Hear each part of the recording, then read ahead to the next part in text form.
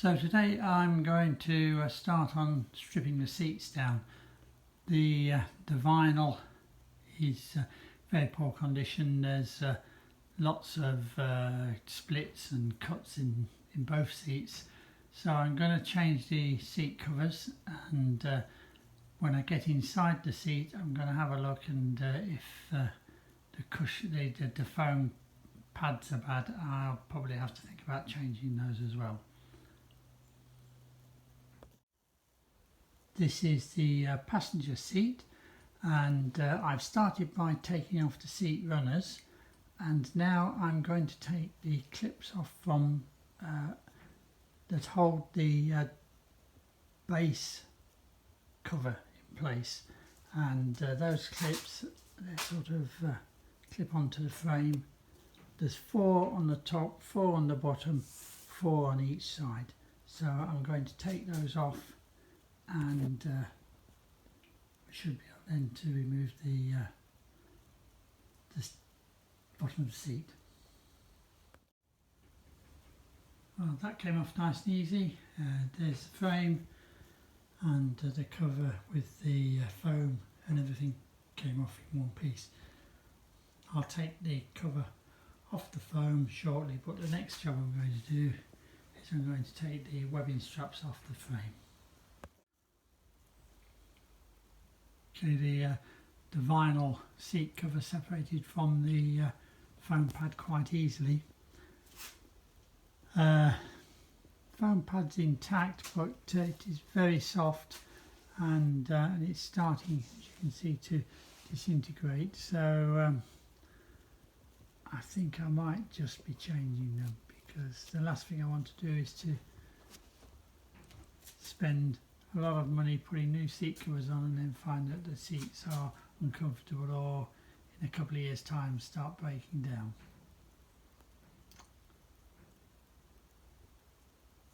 I've turned the seat over, as you can see, and I'm now going to take the back off the frame.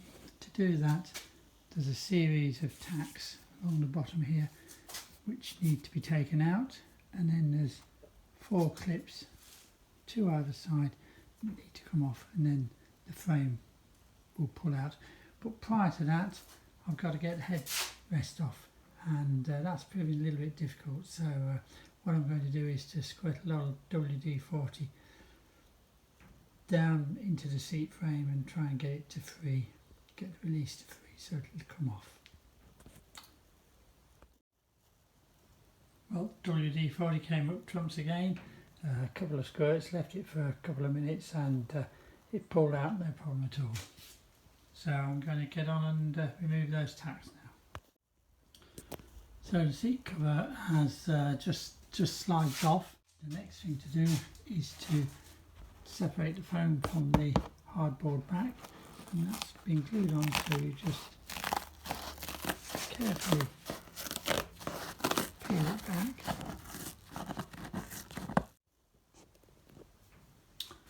So that's all clear now all the way around. So the foam pad now,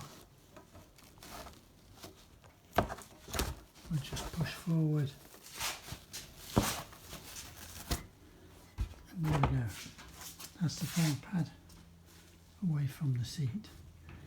The seat back was held on by some masking tape from both sides, and there's also a screw on both sides at the bottom. So we take those out, and the back patch of cardboard will then come off. So the back panel now just lifts off the frame. Hopefully I'll be able to use that again, because I don't believe you can get those. Now the only other little thing here is this thing here.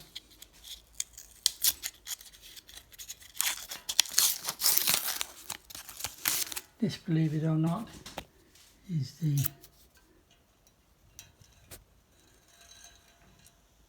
friction that holds the headrest in, so make sure that stays in there. I'll put a new piece of tape around there to make sure that it's nice and secure.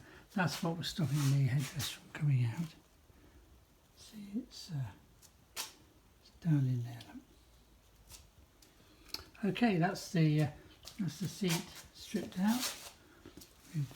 We're left with the bare frame, which I'll now clean up and give a coat of matte black or satin black, and then it'll be ready for putting the new cushions and covers back on. Well, that's the seat frame cleaned and sprayed, and after shopping around I managed to get a new set of foam from Moss. I got the back panels from MOGC, and I actually got the seat covers from MGB Hive.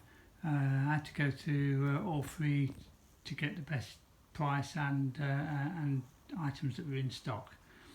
So the first thing I'm going to do is to fit the back panel onto the frame. Well, that's the backboard fitted.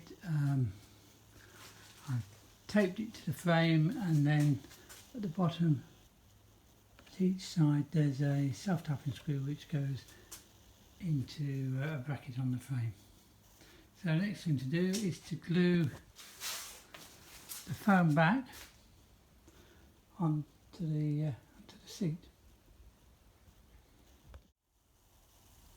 So that's got the back foam glued onto the seat, and make absolutely certain that the headrest is central. What I'm going to do now is to put a plastic bag over and pull the back cover in place. Any plastic bag will do over the back of the seat. It's just to help the seat cover slide on easily. And don't forget to cut the hole out for the headrest. I use the bag that the seat foam came in. So now I'm going to put the back of the back seat cover on. Just one thing to note, the seat covers are handed, and this one's marked left hand, so we're doing the passenger seat, so that's the right one to put on. Well, after a struggle, that's the seat cover pulled down over the foam. It's useful to actually fit the headrest into its location, because that helps to keep the cover square as you're pulling it down.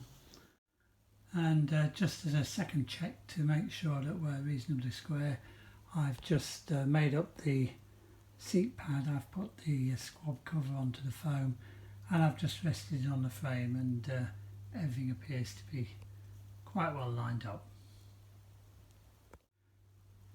The next thing to do is to pull the cover down as far as you can and tight as you can on the side, and then fasten it to the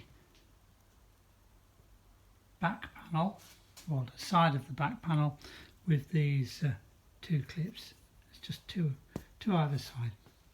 So I'm going to do that now. So what needs to happen now is you have to tension the back, pull the back tightly over, wrap it over, and then staple it onto a piece of wood from the bottom here. When you've done that, these pieces will tuck up the sides, and then we pull this piece under, pull it through, and staple it also to that piece of wood. So it's going to be a lot of pulling, so imagine a little bit of swearing, but that's what's got to be done.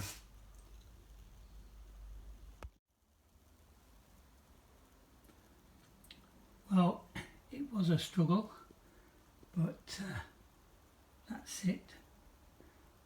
The back cover is now on, so now I'm going to concentrate on the seat squab. So I've now set the seat in the fully reclined position, and what I'm going to do now is to fit the new set of webbing straps. And, do that with this fitting clip.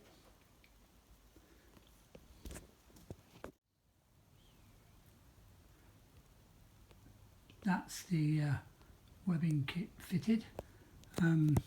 Just one tip I would give is that it's easier if you fit all of the clips onto the webbing before you try and fit it onto the seat, because when I first tried it I found that when I got back to about here it was very, very difficult to get the webbing, the clip on.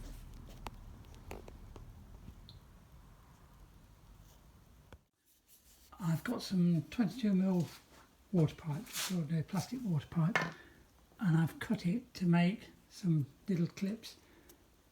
The good thing about these, you can put them on and take them off. I'll use these clips to hold it temporarily while I get it in the right place. Once I get it all set up, I'll then take a clip off and glue a side at a time, put the proper clips on. So that's held roughly in place. I've got a clip either side. Could probably have done with making a few more of them, but anyway, that holds it sufficiently. So what I'll do is I'll probably start at the front, I'll take that clip off, apply the adhesive and stick that on and put the two proper clips on. And I'll do then the sides and eventually do the back. So that's all fitted and glued in place now, and I've also fitted the metal clips. So that's it, job done. So what it is now, I've got to put the seat runners on, and then it can go in the car.